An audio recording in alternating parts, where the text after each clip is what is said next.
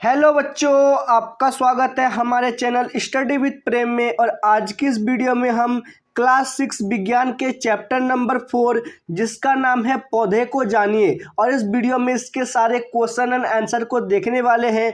तो चलिए बिना किसी देरी के क्वेश्चन नंबर 1 को शुरू करते हैं। तो यहाँ पर हम लोगों का क्वेश्चन नंबर 1 है, निम्न कथनों को ठीक कीजिए। तो यहाँ पर जो है आपको कुछ कथन दिया हुआ रहेगा जिसको जो है आपको ठीक करके लिखना है। ठीक है, तो पहला कथन दिया हुआ है, तना मिट्टी से जल एवं खनिज अवशोषित करता है। तो ये कथन जो है गलत है। तना नहीं बल्कि जड़ जो है मिट्टी से जल एवं खनिज को अवशोषित करता है। तो इसका ठीक करके कैसे लिखेंगे, तो यहाँ से यहाँ तक जो है आप लोग इसको ठीक करके लिख लीजिएगा। ठीक है, ये इसका आंसर हो गया। तो अब देखिए ख नंबर देखते हैं, पत्तियां पौधे को सीधा खड़ा रखती है। तो ये कथन गलत दिया हुआ है। पत्तियां नहीं बल्कि तना जो है पौधे को सीधा खड़ा रखता है। ठीक है, तो ख का आंसर ये हो गया।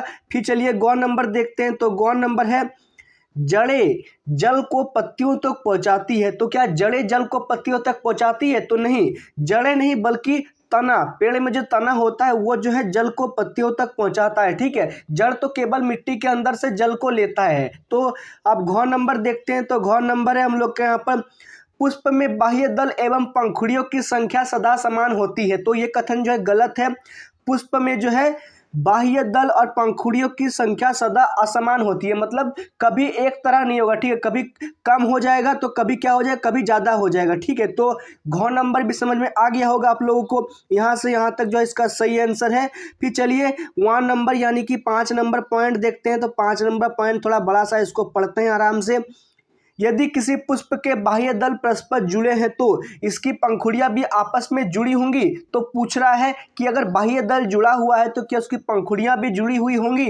तो इसमें है, यदि किसी पुष्प की बाह्य दल परस्पर जुड़े हैं तो उसकी पंखुड़ियां आपस में पृथक होंगी। कैसी होंगी? पृथक। मतलब अगर पुष्प का बाह्य दल जो है वो जुड़ा हुआ है लेकिन तब भी उसकी पंखुड़ियां जो है अलग अलग होंगी। ठीक है, तो यहाँ का नंबर का सही आंसर हो जाएगा, ये वाला हो जाएगा। ठीक है, फिर अब 4 नंबर देखते हैं। तो 4 नंबर में है, 4 नंबर का पहले ऊपर कर लेते हैं। 4 नंबर में है, यदि किसी पुष्प की पंखुड़ियां परस्पर जुड़ी है तो स्त्री केसर पंखुड़ियों से जुड़ा होगा।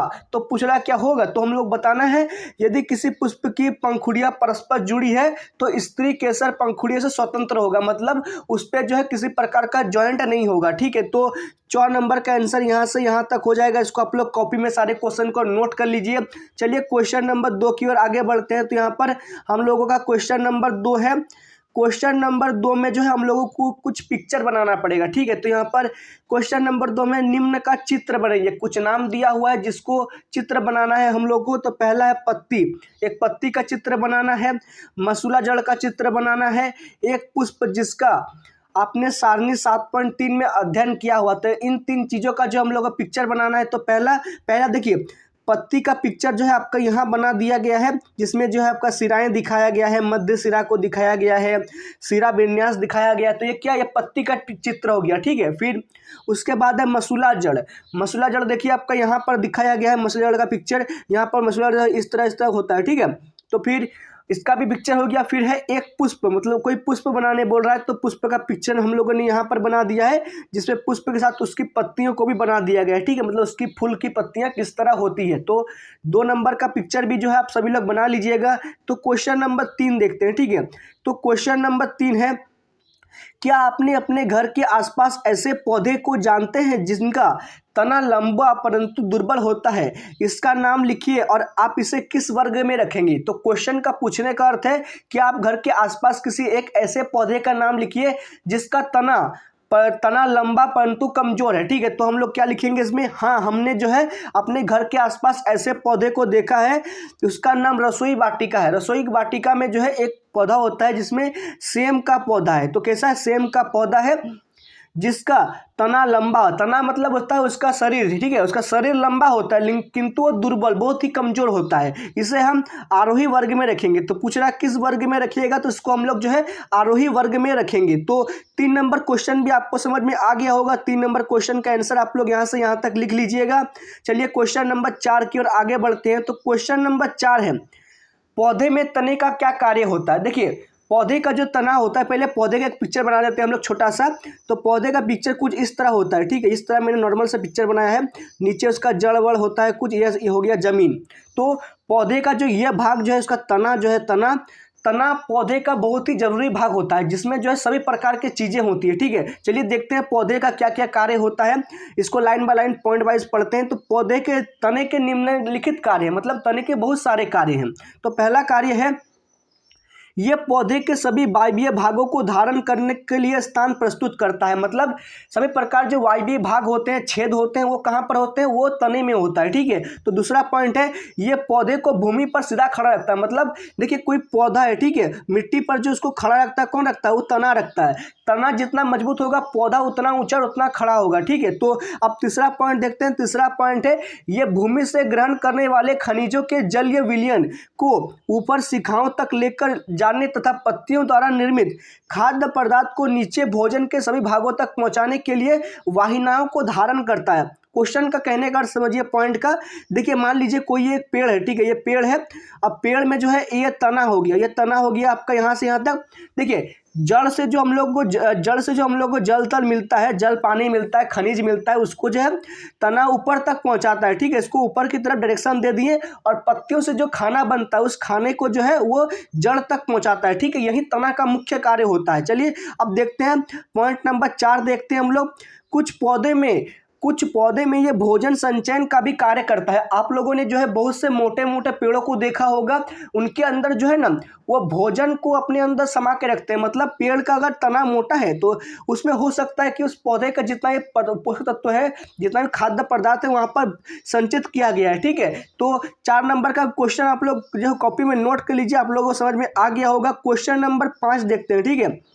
तो क्वेश्चन नंबर 5 है, निम्न में से किन पत्तियों में जालिका रूपी सिरा विन्यास पाया जाता है। जालिका रूपी सिरा विन्यास होता है आपका जालीनुमा होता है, ठीक है, मतलब जाल की तरह होता है। तो यहाँ पर आपको 6 गो नाम दिया हुआ है। तो पहला है गेहूं, तुलसी, मक्का, घास, धनिया और गुड़हल। गुड़हल को जो है अड़हुल कहा जाता है, ये एक प्रकार का फूल होता है, ठीक है। तो देखते हैं किस किस में जो है जालिका नुमा सिरा विन्यास होता है। तो यहाँ पर होगा हम लोग का तुलसी, धनिया और गुड़हल की पत्तियों में जालिका नुमी सिरा विन्यास होता है, ठीक है। किस किस चीज में, फिर से रिपीट कीजिए मेरे साथ। तो तुलसी, धनिया और गुड़हल, तुलसी, धनिया और गुड़हल में जो है जालिका नुमी सिरा विन्यास होता है, ठीक है। तो क्वेश्चन नंबर 5 का भी आंसर आप लोग लिख लीजिएगा। उम्मीद है आपको समझ में आ गया होगा। तो चलिए बिना किसी देरी का क्वेश्चन नंबर 6 की ओर देखते हैं। तो क्वेश्चन नंबर 6 है, यदि किसी पौधे की जड़ रेशेदार हो तो उसकी पत्ती का सिरा विन्यास किस प्रकार का होगा। देखिए अगर कोई पौधे का जड़ जो है रेशेदार है, ठीक है, तो उसकी पत्तियां कैसी होगी। अगर जड़ रेशेदार है तो उसको आप लोग याद रखिएगा, अगर रेशेदार जड़ वाले पौधों की पत्तियां समांतर सिरा विन्यास होता है। किस तरह, अगर जड़ रेशेदार है तो पत्तियां जो समांतर पत्तियां देखिए किस तरह होता है, बता देता हूँ। समांतर पत्तियां इस तरह होगा, ठीक है, ये लंबा लंबा होगा इसमें, ठीक है। तो 6 नंबर क्वेश्चन जो यहाँ से यहाँ तक लिखिएगा, जिस रेशेदार पौधों की पत्तियों जो होती है वो समांतर होती है, ठीक है। तो 6 नंबर का आंसर ये लिख लीजिएगा। फिर क्वेश्चन नंबर 7 देखते हैं। क्वेश्चन नंबर 7 है, यदि किसी पौधे की पत्ती में जालिका रूपी सिरा विन्यास हो तो उसकी जड़ें किस प्रकार होगी। देखिए अगर रेशेदार जड़ है तो पत्तियां होंगी समांतर, इसको याद रखिएगा। फिर अगर जालिका नुमी सिरा विन्यास पत्तियों में है तो उसका जड़ किस प्रकार का होगा, तो उसका जड़ होगा मसूला जड़। कैसा होगा, मसूला। तो जिन पौधों की पत्तियां जालिका वित्त सिरा विन्यास पाया जाता है उसमें जो है मसूला जड़ें पाई जाती है। कौन सी जड़ें, मसूला जड़ें। तो क्वेश्चन नंबर 7 का आंसर जो छोटा सा है बिल्कुल यहाँ से यहाँ तक आप लोग इसको बना लीजिएगा। तो क्वेश्चन नंबर अब 8 देखते हैं। क्वेश्चन नंबर 8 है, क्या आप पत्तियों को देखे बिना उसकी पहचान कर सकते हैं, कैसे। तो क्वेश्चन का कहने का अर्थ है कि आपने पौधे को, मतलब पौधे या पत्तियों को बिना देखे उसकी पहचान कर सकते हैं। तो हाँ, कैसे कर सकते हैं। तो हम लोगों ने उत्तर में लिखा है क्या, तो लिखे हैं हाँ हम लोग कर सकते हैं। पौधे को देखे बिना उसकी पहचान निम्न प्रकार से की जा सकती है, ठीक है। इसको जो आप लोग घर में ट्राई कर सकते हैं। तो पहला नंबर है, पौधे का पत्तियों में जालिका विद सिरा विन्यास पाया जाता है, ठीक है, जालिका नुमा सिरा विन्यास होता है। तो दूसरा पॉइंट है, वृक्षों में मसूला जड़ें पाई जाती है।